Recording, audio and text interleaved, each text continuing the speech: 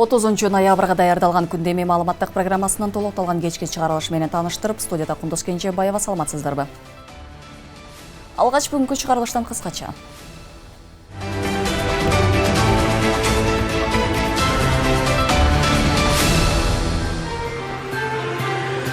Кыргызстанда 1 декабрдан тарта интимдик кызмат көрсөткөн жайлар болбошу керек. Эгер тапшырма аткарылбаса, тиешелүү жетекчилер дароо иштен алынат.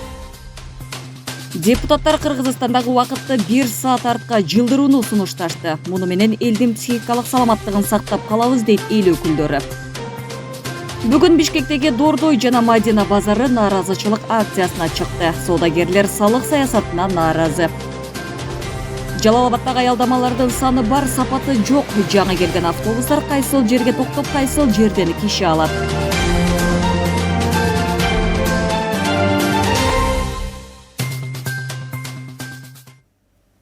1 декабрдан баштап Кыргызстандын аймагында бир дагы интим кызмат көрсөткөн түйүн болбойт. Кайсыл аймакта табылса, ошол жерден жергиликтүү бийлик башчылары, күч түзүмдөрүнүн башчылары дароо кызматтан алынат. Камчыбек Ташиев мындай билдирүүнү Ысык Көл облусу боюнча балыкчы шаардык бөлүмүнүн жаңы имаратын пайдаланууга берүү азем өтүп жаткан учурда айтты. Өз кезегинде төрага коопсуздук кызматкерлерине көрүлүп жаткан камкордук президент Садыр Жапаровдун тапшырмасынын негизинде жүргүзүлүп жатканын да баса белгиледи. Мындан улам ар бир кызматкерди мекенге ак тилден кызмат өтөөгө чакырып, учурда алар тарабынан бөгөттөлүүсү керек болгон коомдогу терс көрүнүштөргө кенен токтолду. Саламатсыздар жолдоштор. Бүгүн УКМКнын Ысык Көл облусу боюнча балыкчы шаардык бөлүмүнүн жаңы имаратынын ачылыш аземи болду. Салтанаттуу иш-чарага УКМК төрагасы Камчыбек Ташиев, жергиликтүү бийлик өкүлдөрү, УКМК ардагерлери жана башкармалыктын өздүк курамы катышты. Алгач УКМК төрагасы жалпы кызматкерлерди куттуктап, мындай заманбап имарат тийиштүү кызматтын Ысык Көл облусу боюнча дээрлик бардык райондорунда пайдаланууга берилгенин белгиледи. Ушул менен биз Ысык Көл облусундагы бардык район шаарлардагы шаарларды жаңы имараттар менен камсыз кылдык. Бул 100% бүттү. Сиздерге түзүлүп аткан шарттар, материалдык техникалык базанын кеңейиши бул сиздердин иштөө шарттарыңыздардын жакшырышына көрүлгөн камкордук. Аны менен катар төрага коопсуздук кызматкерлеринин оперативдүү иш-чараларынын артыкчылыктуу милдеттери катар аткарылышы керек болгон бир катар маанилүү маселелерге токтолду. Алгач Ташиев коомдо резонанс жаратып жаткан интимдик кызмат көрсөтүүчү жайлардын ишин бөгөттөө иштери улантыларын эскертип, мамлекеттик, муниципалдык жана укук коргоо органдарынын жетекчилерине аталган мыйзамсыз мекемелердин ишмердүүлүгүн 1 декабрга чейин токтотуу тапшырмасы берилди. Насколько вам хорошо известно, что недавно мы проводили Маалым болгондой, коопсуздук комитети Чүй облусу жана Бишкек шаарында интимдик кызмат көрсөткөн жайлардын бир канчасынын ишмердүүлүгүнө бөгөт койду. Анда 70 кыз мына ушундай иштерде кызмат көрсөткөндүгү ачыкталды. Алардын 100 коомчулукка дагы ачык көрсөтүлдү. Биз дагы 200 кыздын сүрөтүн чыгарган жокпуз, 100-ун көрсөтпөйбүз. Алардын баары каттоого алынды. Бирок дагы бир жолу ушундай жол менен кармалса, анда коомчулукка сүрөттөрүн, аты жөнүн жарыялоого аргасыз болобуз. Булардын кызматын депутаттар, аткаминерлер, мамлекеттик кызматкерлер, бизнесмендер, акчалуу адамдар колдончу. Аларга дагы кайрылып кетемин. Кокус дагы бир жолу кылтакка илинсеңер, жүзүңөрдү коомчулукка көрсөтүп, баланча депутат же баланча аткаминер ушундай жолго барды деп айтабыз. Мындан улам мамлекеттик жана муниципалдык органдардын жана укук коргоо органдарынын жетекчилерине 2023 жылдын 1 декабрына чейин республика боюнча мына ушундай мыйзамсыз мекемелердин ишин токтотуу тапшырмасы жүктөлөт. Эгер улуттук коопсуздук мамлекеттик комитетине аталган мекемелердин мындан аркы иши тууралуу маалымат келип түштү, жергиликтүү өз алдынча башкаруу органдарынын жана укук коргоо органдарынын жетекчилери ээлеген кызматтарынан дароо четтетилет. 15 саат убактыңар бар. Азыртан баштагыла. Мы выявим какой-нибудь притон, сразу будем увольнять. Мындан тышкары УКМК төрагасы коррупциялык иштерди ооздуктоо аракеттери улантыларын белгилеп, өзгөчө Фемида өкүлдөрү жана сот системасындагы паракорчулук толугу менен жоюларын кошумчалады. Мы все знаем, общественность все знает. Биз баарыбыз билебиз, коомчулук дагы жакшы билет. Айрым сот кызматкерлери азыркыга чейин паракорчулук менен алектенишет. Албетте, мурдагыга салыштырмалуу азыраак. Деген менен бул иштер толугу менен жоюла элек. Ушул жылы биз 5 судьяны кармадык. Бирок биздин өлкөдө 500 судья бар. Алар күн сайын ай сайын миңдеген соттук чечимдерди чыгарат. Бирок алардын көпчүлүгү пара алуу менен байланышкан. Мындан улам мен кызматкерлерге бул багытта кылдаттык менен иш алып барууну тапшырма бердим. Эч бир сот кызматкери жөнөкөй жарандардан мыйзамсыз түрдө акча албашы керек. Ежедневно, ежемесячно принимает тысячи решений. Аны менен катар Камчы Бекташиев республикадагы кырдаалдын 3-чү терс көрүнүшү катары кыргыз-тажик чек арасында аткезчилик кайра жанданганын белгиледи. Мындан улам тийиштүү мамлекеттик органдардын жетекчилери Баткен облусунун аймагындагы мыйзамсыз иштерди толугу менен токтотууга багытталган комплекстүү иш-чараларды күчөтүү зарылчылыгы айтылды. Баткен тарапта акыркы маалдарда контрабанда кайра көбөйө баштады. Мына акыркы неделеде 2 миллионго чейин ушул контрабанданы кармады.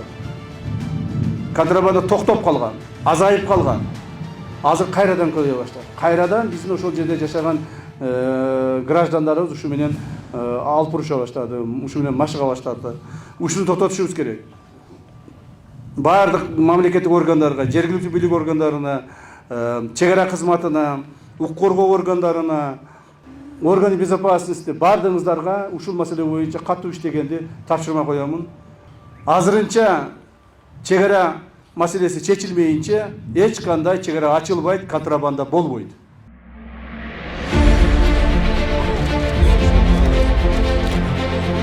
Тийиштүү тапшырмалар жүктөлгөн соң жаңы имараттын кызыл лентасы кесилди. Андагы кызматкерлердин иштөөсүнө түзүлгөн шарттар менен УКМК төрагасы таанышып чыкты.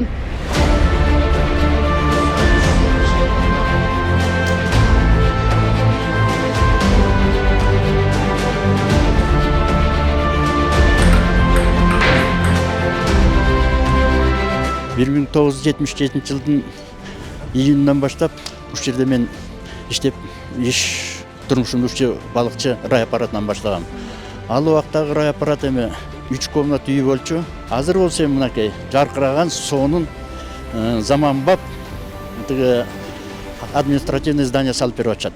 Бул биздин эгемендүү Кыргызстандын жетишкендиги. Кыдыршаевич айтып атат, где-то 100ден ашык объекттер курулуптур бүт Кыргызстан боюнчачы. Анын ичинен бүткүл рай аппараттар, шаардык аппараттар бүт бардык жаңы зданиямен обеспечен болушту. Ага чейин биз көпчүлүгү бир дагы здание курулган эмес болчу. Машинелер менен обеспечен болду, техникалар менен обеспечен болду. Жакшы, только гана эми иштеш керек да.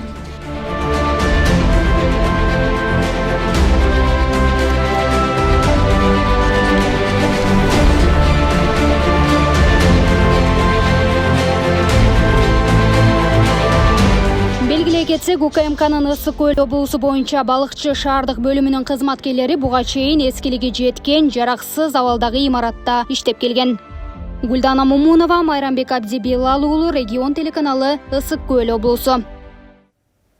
Улуттук коопсуздук мамлекеттик комитет дээрлик 2 миллион сомдук аткезчилик жүктү аныктады. 16 ноябрда Лейлек районунун Арка айландагы кампада 870 миң сомдон ашык суммадагы кондитердик азыктар түрүндөгү контрабандалык жүктү Hyundai Porter үлгүсүндөгү чет элдик мамлекеттик номерлүү унаага жүктөп жаткан 31 жаштагы кыргыз жараны кармалган. Ошондой эле 21 ноябрда Лейлек районунун Арка айланда жергиликтүү тургундун үйүнөн чет элдик мамлекеттик номерлүү Mercedes-Benz Sprinter унаасы жүктөлгөн 1 миллион сомдон ашык эл керектүүчү товарлар түрүндөгү аткезчилик жүк менен кармалды. Жогорудагы фактылардын негизинде козголгон кылмыш иштеринин алкагында УКМК тарабынан иштен бардык жагдайларын жана ага тиешеси бар адамдарды аныктоо боюнча тиешелүү ыкчам иликтөө иш-чаралары жүргүзүлүүдө. УКМК аткезчилик аракеттерди жасаган адамдар кылмыш жоопкерчилигине тартылаарын эскертет.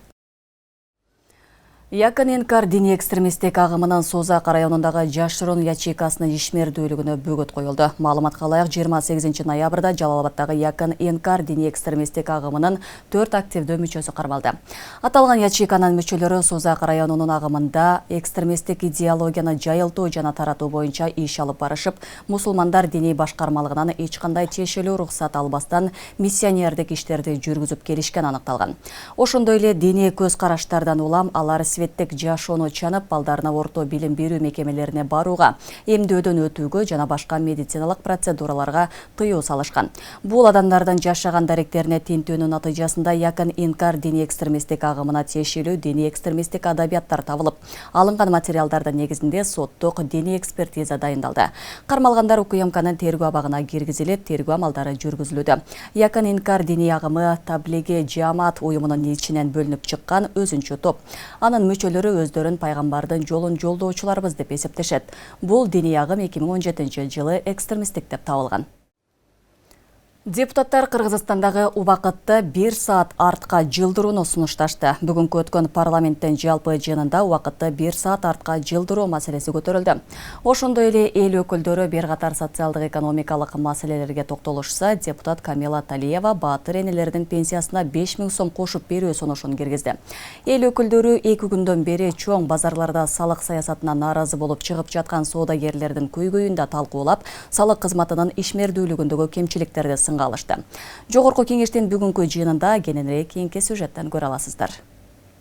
Буга чейин мамлекеттик тууну күн карамага окшоштуруп, ага катар керп киминге чейин өзгөртүүнү каалаган эл өкүлдөрү эми убакытты өзгөртүүнү сунушташты. Бүгүнкү парламенттин жалпы жыйынында депутаттар убакытты 1 саат артка жылдыруу маселесин көтөрүштү. Мындай сунуш депутат Миргүл Темирбаева менен Сүйүн Өмүрзаков тарабынан айтылды. Бул жөнөкөй көрүнгөнү менен, урматтуу кесиптештер, өзгөчө көңүл бурууга татыктуу маселе. Эрте менен турганда таң атпай, балдарыбызды шашылыш ойготуп, таң эрте бала бакчага жөнөтөбүз. Ошол эле кезде өзүбүз дагы дайыма шашылып жүрөбүз, мындайча айтканда стресске кабылган учурлар болот. Биз эмнегедир ушул бизге кошуна Өзбекстан жана Тажикстандан 1 саат алдыда жүрөбүз. Жогорку кеңештин бүгүнкү жалпы жыйынында эл өкүлдөрү ар түрдүү маселелер саатында негизинен социалдык экономикалык көйгөйлөрдү көтөрүштү. Анда депутат Эмил Токтошов Индия өлкөсүнө жарандарды визасыз режим киргизүү сунушун айтты. Ал быйылкы жылы Индия менен 150 миллион АКШ долларында соода жүгүртүү орун алганын билдирип, аталган мамлекеттин 20 миңдей студенти бизде билим алып жатканына токтолду. Ошол студенттердин бул жактан кабар алган туугандары, достору, ошонун баары бизге турист болуп эстелет. Ошонун баардыгы биз жана көбөйтөбүз деп аткан ички дүйн продукцияга салым кошот. Мына жумасынан бир жолу азыр рейс ачылды. Ошондуктан биз коркпостон эле визасыз режимди киргизүүгө биз тез ушуну ишти алып барыш керек. Ошондой эле депутат Айбек Осмонов Ош шаарындагы унаа тыгындарынын көйгөйүн көтөрүп, анын негизги себептеринин бири транзиттик транспорттор дейт. Муну менен катар депутат шаардагы таштандыларды башкаруу, ошондой эле түтүн көйгөйүн жоюу маселесине да токтолду. Мына Ошко келгенде тыыны бардыгы билет. Ошол тыыдан тартып, онадырдан озгурдан жапалактын үстүн окаттын жолуна чөтө турган айланма жол бар да. Ошону эртерээк ишке киргизе турган болсок, проекттер бүткөн бардыгы Минтрансда бар. Сметасы да чыккан. Ошону бүтө турган болсок, Ош шаарында бул пробка болбой калат эле да, азаят эле.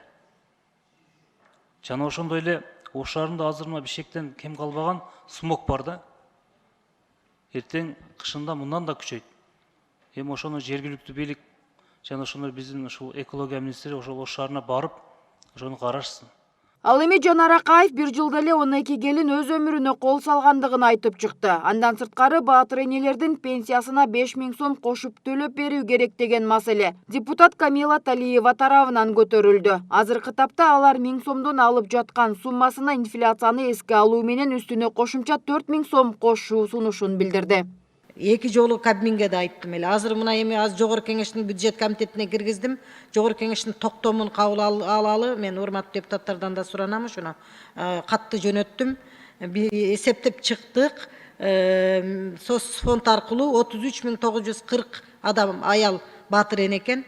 Ошоларга ар бирине ошол 1000 сомдун үстүнө дагы 4000 кошуп 5000 надбавка берсек деген мен да ошол идея менен келем да.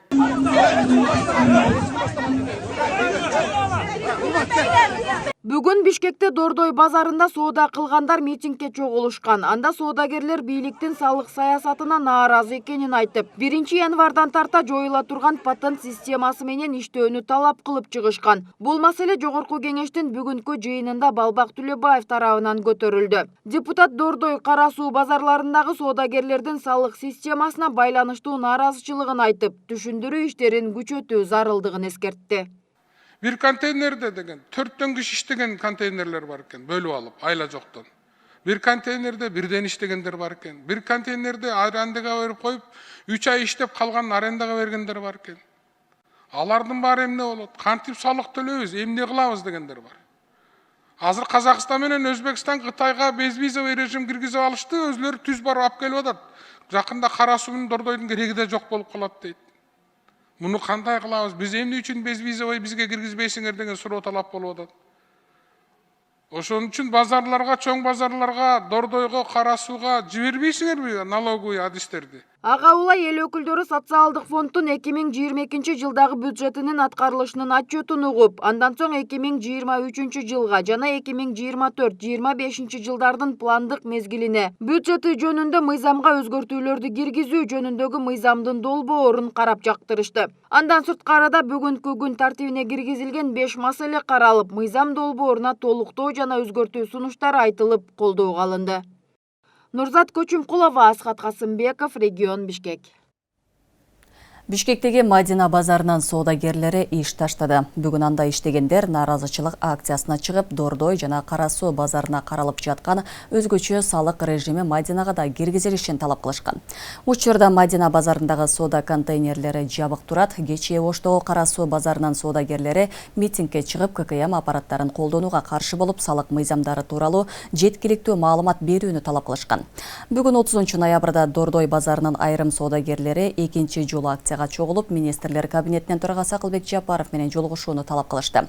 Мамлекеттик салык кызматы Дордой жана Кара Суу базары ККМ аппараттарын колдонуудан бошотуларын, өзгөчө салык режими киргизилгенин билдирген. Салык мыйзамдарына ылайык стратегиялык объекттерге кирген базарларда иштеген ишкерлер өзгөчө салык режиминде иштей алышат. Азыркы учурда стратегиялык объекттерде Дордой жана Тураталы эл базары базарлары кирет. Анда иштегендер 2024 жылдын 1 январынан тарта товарларды сатууда ККМ, ЭФ жана ЭТТК колдонуудан бошотулат. Кыргызстан башка мамлекеттер менен тыгыз байланышты бекемдөөнү улантууда. Аны менен катар чет өлкөлүк инвестор жана ишкерлерди өлкөгө тартуу үчүн жеңилдиктер каралып жатканы кабарланып жатат.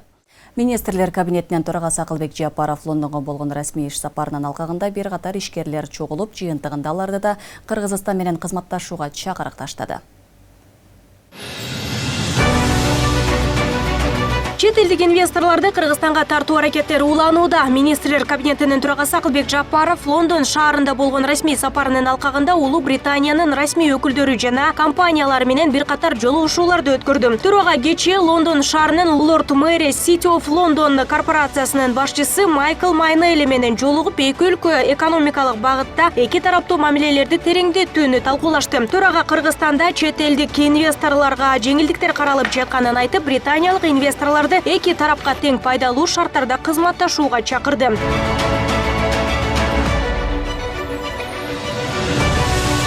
Ошондой эле Жапаров Майнекс Евразия 2023 токен инвестициялык 11-эл аралык конференциясына катышып, Кыргызстандын токен тармагындагы потенциалына токтолду. Өлкө аймагында ар кандай пайдалуу гендердин 15 миңден ашуун жайы табылганын, анын ичинен 500гө жакын ген деталдуу геологиялык чалгындоо иштеринен өткөнүн билдирди. Аны менен катар токен тармагындагы инвесторлорго ар тараптуу жардам көрсөтүүгө жана алардын иш аракеттери үчүн бардык ыңгайлуу коопсуз шарттарды түзүүгө даяр экендигин белгиледи.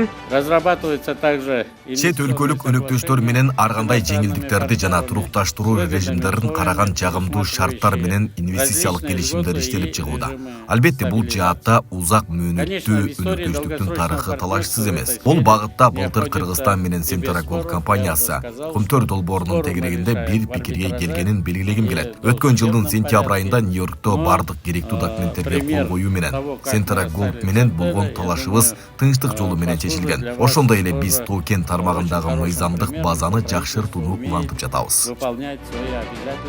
Аталган эл аралык конференциянын жүрүшүндө Жапаров каржы жана токен тармагында иш алып барган бир катар компаниялардын жетекчилери менен жолукту. Алгач британиялык Rothschild & Co компаниясынын башчысы Ариэль де Ротшильд менен жолугуп каржы маселелерин талкуулашты. Андан соң башкаруусундагы активдер 1 триллион 300 миллион долларды түзгөн Franklin & Templeton инвестициялык фондунун аткаруучу директору Мариус Дэн менен жолугуп активдерди башкаруу боюнча сүйлөштү. Мындан тышкары консалтингдик РСК консултинг компаниясынын жетекчиси Тим Ларкс менен жолугуп токен тармагында сүйлөшүү жүргүздү. Андан соң Renaissance Capital компаниясынын өкүлдөрү менен жолугуп инвестиция тартуу боюнча эки тарапты кызыктырган маселелерди талкуулашты. Акылбек Жапаров Кыргыз-Британ ишкерлер кеңешинин биринчи жыйынынын ачылышына да катышты. Ал бул кеңеш аркылуу жөн гана бизнес алмашуу үчүн аянтчаны түзүү эмес, эки өлкө тең пайда алып келе турган күчтүү өнөктөштүктүн пайдубалы түптөлүп жатканын билдирди. Белгилей кетсек, Кыргыз-Британ ишкерлер кеңешинин биринчи жыйынына эки тараптын ар тармакта иш жүргүзгөн бизнесмендери катышты. И разнообразными отраслями промышленности. Аны менен катар Европа реконструкциялоо жана өнүктүрүү банкынын президенти Одель Рено Бассо менен жолугуп, соңунда Ысык көл айланма жолун Ал Балбай Баатыр айылынан Каракол шаарына чейин реконструкциялоо, Кыргыз Республикасынын электр камсыздоосун санариптештирүү, Базар Коргон шаарын суу менен камсыздоо тутумдарын реабилитациялоо боюнча документтерге кол койду. Водный проект Базар Коргон, первый транш. Министрлер кабинетинин төрагасы Акылбек Жапаровдун Лондон, Кардиф шаарларына болгон жумуш сапары жыйынтыкталып, Кыргызстандын экономикасы үчүн бир катар жемишин берчү жолугушуулар менен коштолду. Жыйынтыгында маанилүү чечимдер кабыл алынды. Нурзада Сыдыкова, Аскат Касымбеков, регион Кардиф шаары. Баткен жана Ош окуяларында жабыркагандарга жөлөк пул жогорулатылды. Эмгек социалдык камсыздоо жана миграция министрлиги билдиргендей, Кыргыз Республикасынын министрлер кабинетинин токтообу менен үстүбүздөгү жылдын 1-августунан тартып 2021-жылдын апрелинде Баткен областында болуп өткөн окуялардын натыйжасында жабыр тарткандарга ай сайын төлөнүүчү социалдык жөлөк пул жогорулатылды. Жөлөк пулдун өлчөмү 3700 сомдон 5500 сомго чейин көбөйтүлдү. Ошондой эле 2022-жылдын сентябрында Баткен жана Ош областарында болуп өткөн окуялардын натыйжасында жабыр тарткандарга да ай сайын төлөнүүчү социалдык жөлөк пул каралып, анын өлчөмү 5500 сомду түздү. Ар айлык кошумча социалдык жөлөк пул төмөнкүлөргө дайындалат. Курман болгон адамдардын балдарына алар 18 жаш куракка толгонго чейин. Курман болгон адамдардын ата-энелерине алар пенсия курагына жеткенде, эгер курман болгон адам жалгыз баласы болгон учурда. Майыптыгы бар адамдар деп таанылган жабыр тарткандарга майыптыгы белгиленген датадан тартып медициналык социалдык эксперттик комиссиянын корутундусу колдонуу мөөнөтү аяктаганга чейин.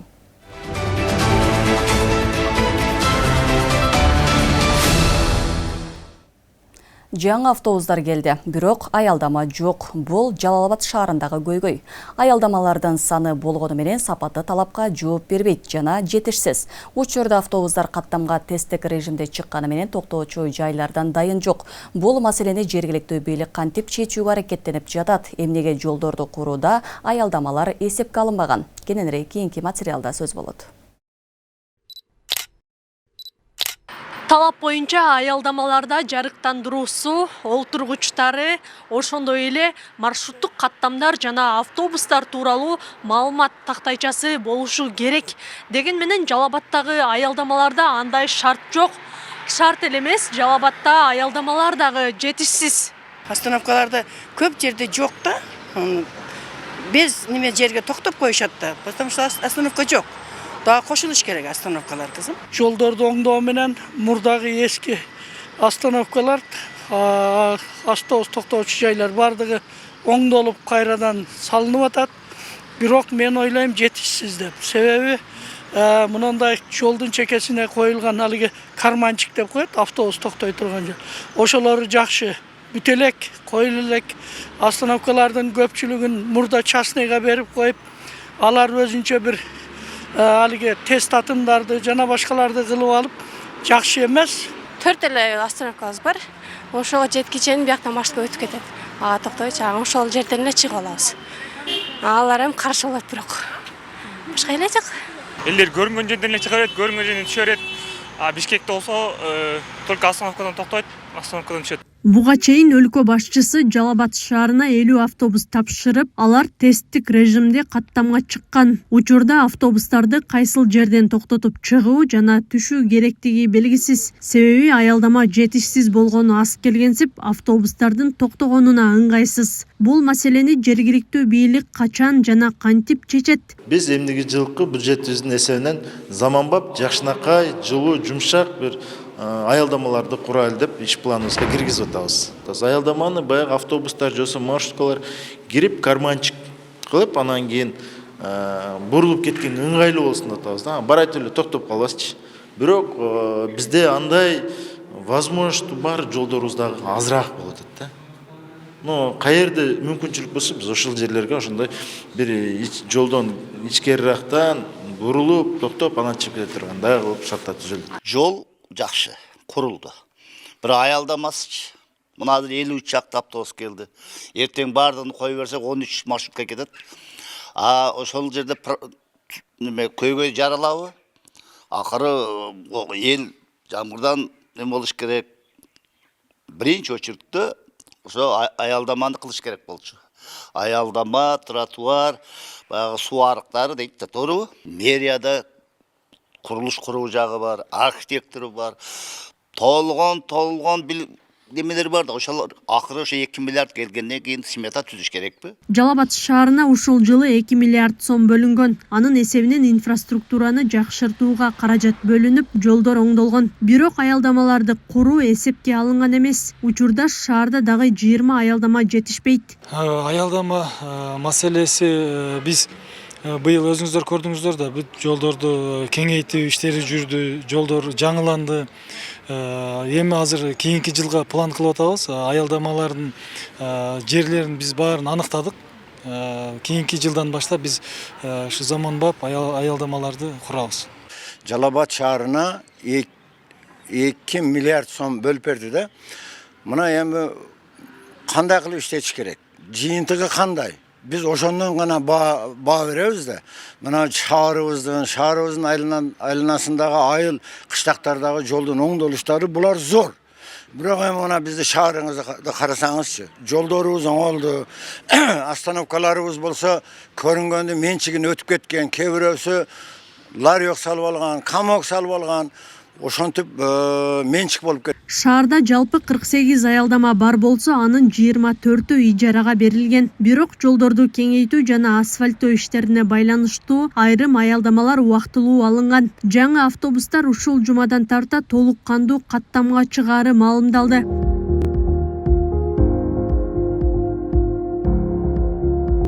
Бул чет өлкөдөгү аялдама эмес. Айрым ири шаарларда жок мындай заманбап аялдама Араван районуна караштуу Али Анаров айыл өкмөтүндө курулган. Бул видео жыл башында жарыяланып, аялдамада пластик айнек эшик коюлуп, жарыктандыруу жана телевизор орнотулган. Мамлекеттин казынасынан 2 миллиард каражат бөлүнгөн ири шаарлардын жашоочуларына мындай аялдамалар жашоодогу эңсеген кыялы бойдон калууда.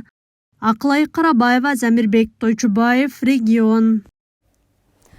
Жалал Абад шаарынын 48 жерине акылдуу видео камералар коюлду. Ал үчүн кала бийлигинен 5,5 миллион сом каражат бөлүнгөн. Адамдын жүзүн таануучу камералар эл көп топтолгон коомдук жайларга орнотулду. Муну менен дайынсыз жоголгондор жана соттолугу бар издөөдө жүргөндөрдү аныктоого шарт түзүлгөн. Бул аралыкта Жалал Абад шаардык ички иштер бөлүмү жаңы имаратка көчүп, жаңы системалар менен иштей баштады. Кененирээк Асел Сыдыкованын материалынан таанышыңыз. Жалал Абад шаарында акылдуу камералар ишке түштү. Адамды жүзүнөн тааныган камералар эл көп топтолгон жерлерге, коомдук жайларга коюлууда. Муну менен кылмыштуулукту алдын алууга, анын изин суутпай ачууга шарт түзүлүүдө. Система ишке түшкөн 1 жума аралыгында эле шаар аймагында 6 кылмыштын бети ачылып, дайынсыз жоголгондорду табууга мүмкүнчүлүк жаралганы маалымдалат. Транспорт каражаттарын идентификациялык номерлерин таануу камераларда коюлган. Жалпы обзорный 360 градустуу камералар коюлган. Ошонун негизинде бул жерде 24 саат бою 7 күн күнүмдүк техникалык операторлор отурушат. Дайыма реалдуу режим убактында көзөмөл кылып турушат. Долбоордун негизинде Жалал Абад шаарынын 48 жерине камера орнотулуп бүттү. Ал үчүн кала бийлигинен 5,5 миллион сом каражат бөлүнгөн. Бул жерде 45тен ашуун камералар коюлат. Шаарда эң көп элдер жүргөн жайларда, анан транспорттор жүргөн жолдорго коюлуп атат да. Бул жерде биз муну менен шаарыбыздын элдердин коомдук коопсуздук абалын кароого, ошолордун баягы тазалыкты сактоодо, тартипти бузбоого алдын алуу боюнча болчу. Ал ортодо Жалал Абад шаардык ички иштер башкармалыгы жаңы жайга көчтү. Мурда шаардык прокуратура жана шаардык сот колдонуп келген имарат демирчилердин жардамы менен оңдоп түзөөдөн өтүп, бүгүн ачылуу аземи орун алды. Жергиликтүү бийликтин жана ошондой эле ички иштер министрлигинин жетекчилиги, облустук башкармалыктын башчысынын демилгеси менен ушул имаратты шаардык бөлүмгө бөлүп берилген экен. Буга чейин 2 айда оңдоп түзөөдөн өткөрүп, мына бүгүн ачылуу аземин өткөрдүк. Белгилей кетсек, Жалал Абад шаардык ички иштер бөлүмү Кашкин көчөсүндө жайгашкан бала бакчанын эски имаратында отурукташкан. Учурда аталган жай 2 пункт катары пайдаланылып турат. Деген менен аталган жайды мэриянын балансына алуу менен муниципалдык бала бакча ачуу сунушталууда. Анткени Жалал Абад шаарында бала бакча тартыштыгы жогору. Ошол ички иштер министрлигинин балансында госакты жасалып болгон экен да. Биз азыр ошонун баарын тактап, шаардын мэрине дагы мен тапшырма бердим. Азыр ошол ички иштер министрлигинин өкүлдөрү менен биз байланышып, бул боюнча биз иш алып барабыз. Эгер жер муниципалдык өткөн болсо бала бакча болот деген. Эгер муниципалдык болгон болсо, бала бакча болот. Асел Сыдыкова, Замирбек Тойчубаев, Регион телеканалы. 2023 жыл Жалал Абад санаториясы үчүн курулуштардын жылы болду. Учурда 2 жатак корпустун курулушу жүрүп, бүтүп калса дагы 80 эс алуучуну кабыл алууга мүмкүнчүлүктөр түзүлөт. Имараттар заман талабына ылайыкташып, толук шарттар менен курулуп жатат. Жалал Абад курортуна бир эле кыргызстандыктар гана келбестен, чет өлкөдөн келип дарылангандардын да саны арбын. Мындан улам санаториянын жетекчилиги эс алуучуларга толук шарт түзүү аракетин көрүшүүдө. Толугураак кийинки сюжетте сөз болот.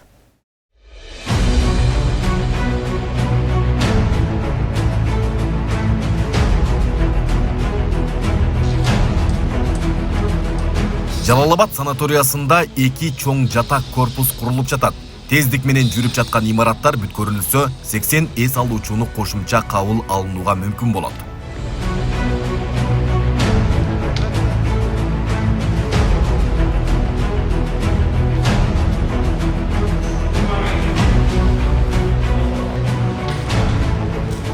Курулуштун бир өзү дээрлик бүткөрүлүп, декабрдын орто ченинде ачылууга даярдалууда. Экинчи курулуш болсо 2024 жылдын февраль айында бүткөрүү жагы пландалган.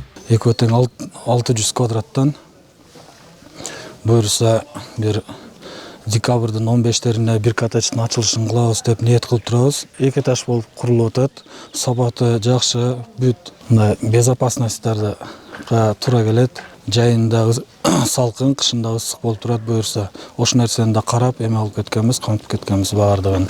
Бул имараттардын курулушу Жалал Абад санаториясынын өздүк бюджетинен ишке ашырылууда. Түшкөн акчаны туура пайдаланып, аларды сарамжалдуу пайдаланганга алып келип, ошол түшүп калган топтолгон финансылык каражатка бүгүнкү күндө курулуш жүргүзүп жатабыз.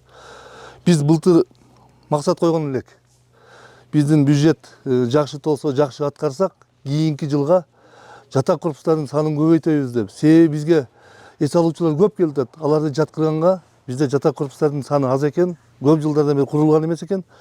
Ошол үчүн кеңешип, администрация ушул жердеги жалпы Жалал Абад санаториясынын жамааты менен макулдашып, ушул жумушка бардык. Мындан сырткары эс алуучулар жүргөн жолдун негизги бөлүгүнө таш таман басылып жатат. Бул үчүн да 2 миллион 800 миң сом каражат бөлүнгөн.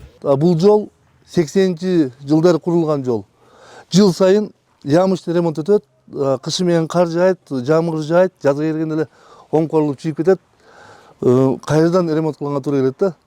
Ошондуктан бу жерге эс алып келген адамдар чалынып жыгып, биз жерин кокустатып алгандан көрө ушул жолду оңдогонду туура чечтик бардыгыбыз.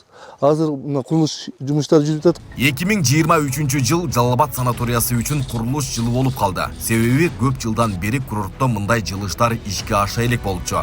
Буга улай эле кызматкерлердин айлык маянасы да көтөрүлгөн. Өткөн жылы жакшы бир финансылык каражат менен чыктык да.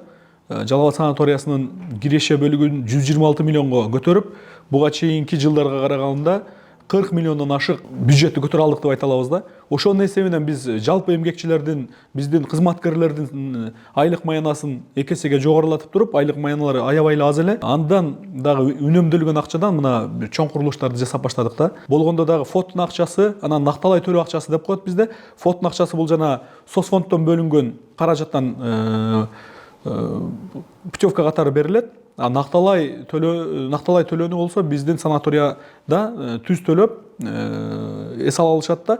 Биздин бул курулуштар накталай төлөөнүн эсебинен чыгып атат да. Накталай төлөөнүн эсебинин негизинде мына Жалал Абад санаториясынын таза киреше булагы деп айта алсак болот да. Ошонун негизинде мына ушундай курулуштарды жүргүзүп атабыз да. Дарылоо бөлүмүнө дагы эскирген бөлмөлөрдү жаңыртуунун аракетин кылып атабыз. Кыскасын айтканда бул жылы Жалал Абад санаториясы үчүн аябагандай бир алдыга карай жылыш бар деп айтсак болот да. Эс алуучулар дарыгерлердин жолдомосу менен бекер алышат. Жалал Абад санаториясынын дарылоо бөлүмдөрүнүн шарттары да жакшырды. Кошумча дагы биздин ушу табигый лечениядан сырткары процедурный кабинеттер ачылган, врачтын көрсөтмөсү менен уколдорду алса болот. Анан физ кабинетте 4 камералуу, 4камерный ванна деп коебуз. Мына ушул процедурабызда ишке киришип, массаждын түрлөрү да ишке киргизилген. Бүгүнкү күндө мисалы мурунку жылдары массажды платный алса, бүгүнкү күндө бизде Нугавес деген аппарат менен пенсионерлерге, өзгөчө инвалидтерге бекер массаждар берилип жатат. Санатория жылына 13 миңге жакын эс алуучуну кабыл алып, ден соолукка шарт түзөт. Курорт катары танылган бул жайдын курулуш тарыхы 1886 жылдарга барса, дарылоо касиети бир канча кылымдарды карытканы жазылган. Айбек Исабеков, Аскар Маматисаков, регион. Эмгек социалдык камсыздоо жана миграция министрлиги Ороз айт менен Курман айттын болжолдуу датасын аныктады. Министрлер кабинетинин 2024 жылдын дем алыш күндөрү жөнүндө токтомунун долбоорунда 10 апрелде Ороз айт жана 17 июнду Курман айт эс алуу күн катары белгилөө сунушталууда. Кыргызстан мусулмандар дин башкармалыгынын маалымат кызматы Ороз айы кайсы күнү баштала турган азырынча белгисиз экенин билдирип, айдын жаңырышына карата бул дата бир күнгө жылышы мүмкүн экенин белгиледи. Орозонун башталышы айдан чыгышына жараша аныкталат. Жыл сайын орозонун башталышы болжол менен 10 күн артка жылып турат. Былтыр Рамазан айы 23 мартта башталган. Регион телеканалынын күндөмү маалыматтык программасын социалдык тармактардан күзөтүп барыңыздар. Ал үчүн Регион телеканалынын Facebook, Telegram жана YouTube каналдарына катталып, акыркы жаңылыктардан кабардар болуп туруңуздар. Ошондой эле Одноклассники социалдык баракчасынан дагы көрсөңүздөр болот. Бул күнгө даярдалган жаңылыктар мына ушулар менен соңуна келип жетти. Түз эфирде Кундуз Кенжебаева болдум. Кайрадан эфир аркылуу көрүшкөнчө аман туруңуздар.